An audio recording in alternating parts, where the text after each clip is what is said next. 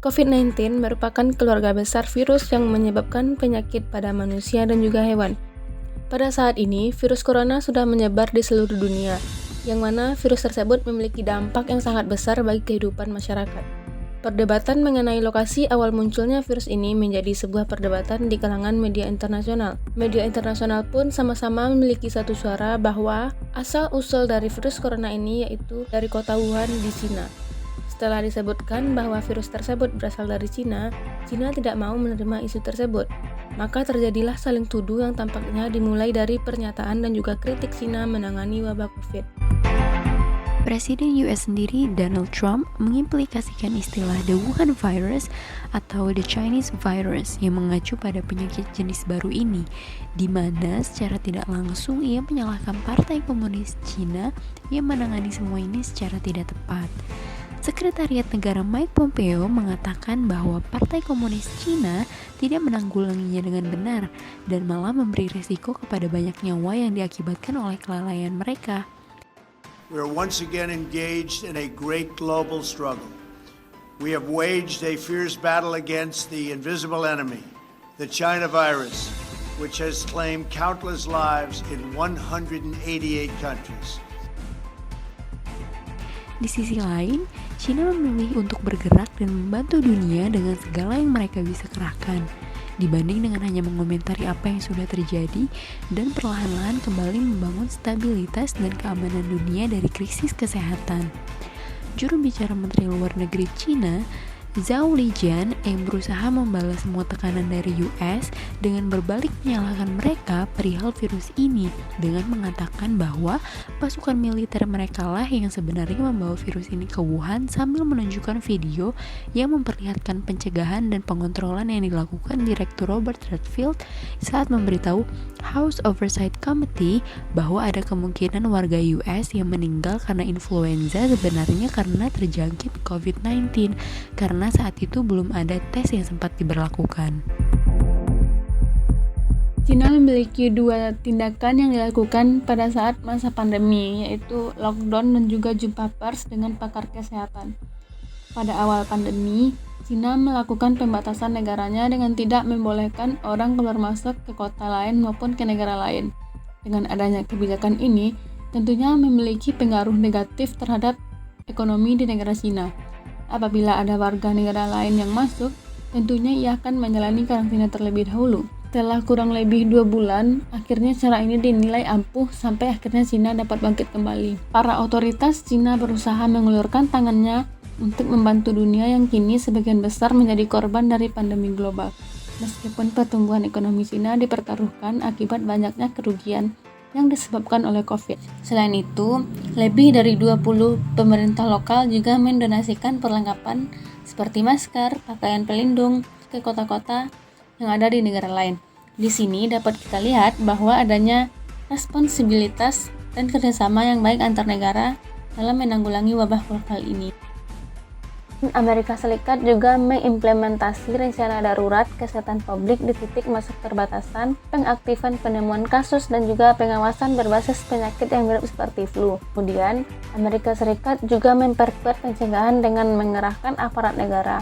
Karena menurut Amerika Serikat, aparat negara memiliki peran yang sangat besar terhadap perlawanan virus ini, dan hal itu pula yang mewacanai pelatihan bagi kekuatan militer yang perlu dibicarakan bahwa dengan saingan militer mereka seperti China dan Rusia, militer Amerika Serikat telah merencanakan bantuan logistik, medis, dan juga bangunan untuk membantu wilayah-wilayah yang terjangkit pandemi COVID-19 dan juga merata.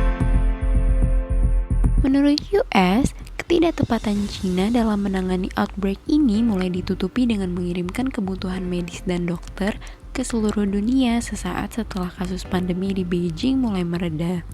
Semua interaksi ini pada dasarnya mengarah kepada banyaknya pujian, namun juga kecurigaan serta kritik dari banyak otoritas negara-negara barat dan para ahli yang memandang bahwa respon Cina terhadap pandemi ini mencerminkan pengaruh global.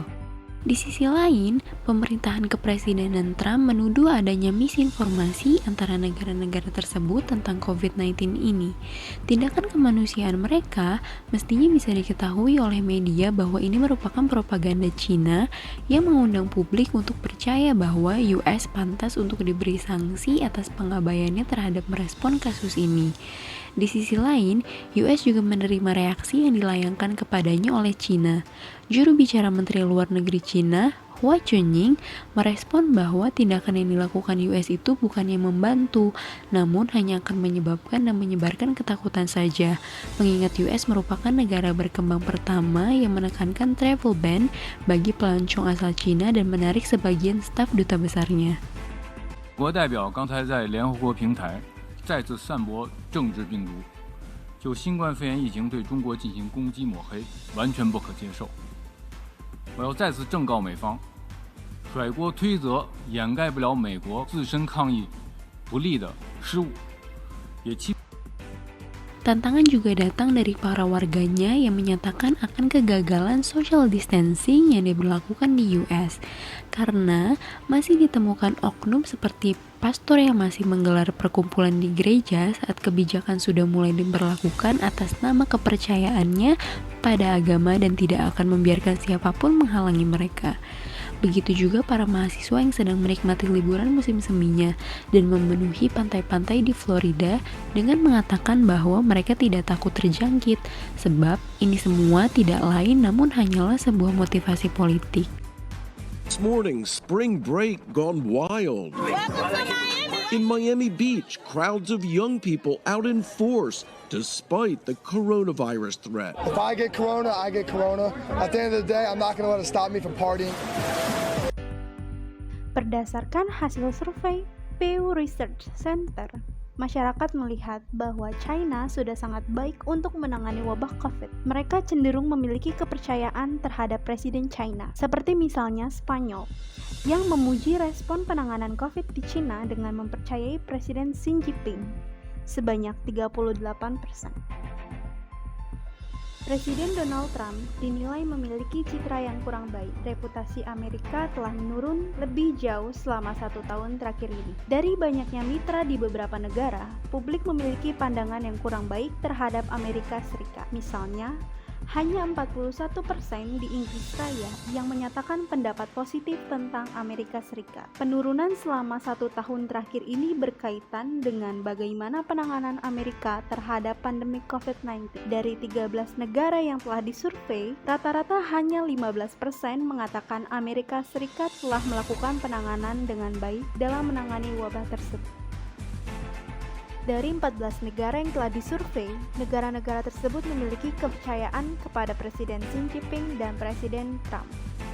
Tidak lebih dari 3/10 negara mengatakan mereka memiliki kepercayaan kepada Presiden Trump. Di 6 negara Eropa Barat mengungkapkan kepercayaan pada salah satu Presiden Cina, yaitu Xi Jinping. Xi Jinping mendapat kepercayaan dari beberapa negara. Sebanyak 22% masyarakat Belgia memiliki kepercayaan pada Presiden Xi Jinping, sementara hanya 9% yang mempercayai Presiden Trump.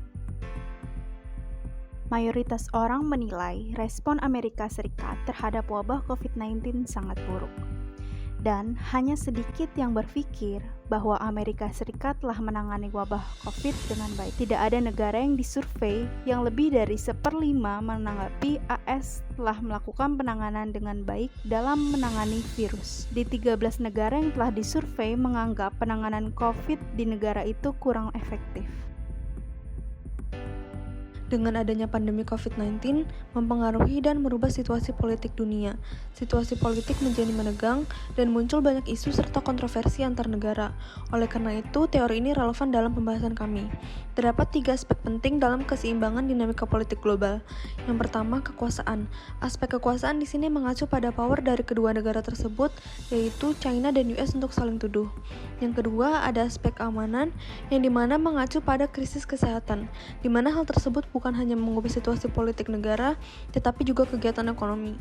Dan yang terakhir ada aspek keadilan, yang dimana mengacu pada kedua negara tersebut tetap mempertahankan national interest mereka masing-masing. Pada pembahasan kasus ini kami bersikap netral. Karena yang pertama, hingga saat ini belum ada bukti yang konkret dan empiris mengenai apakah benar awal mula muncul virus corona adalah dari Cina.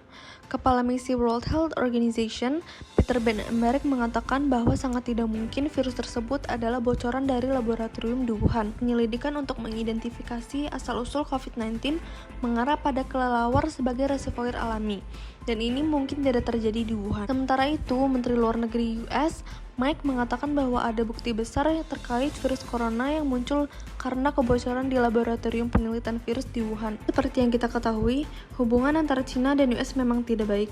Bukanlah hal yang tidak mungkin bahwa sikap saling tuduh antara kedua negara tersebut dibuat oleh para elit politik dari masing-masing negara untuk mempertahankan aspek kekuasaannya.